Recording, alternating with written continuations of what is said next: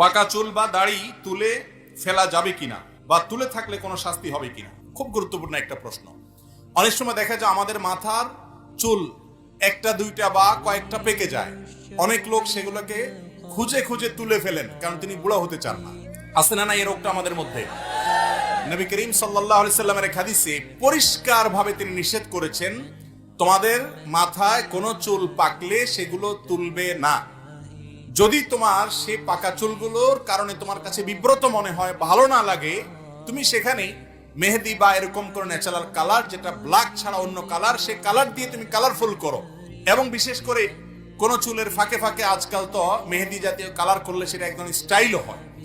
কিন্তু নবী করিম সাল্লাল্লাহু আলাইহি সাল্লাম পাকা চুল তুলতে নিষেধ করেছেন, পাকা চুল তোলার ব্যাপারে তিনি নিষেধাজ্ঞা আরোপ করেছেন। কেন নিষেধাজ্ঞা আরোপ করেছেন আমরা এতদিন বুঝি নাই।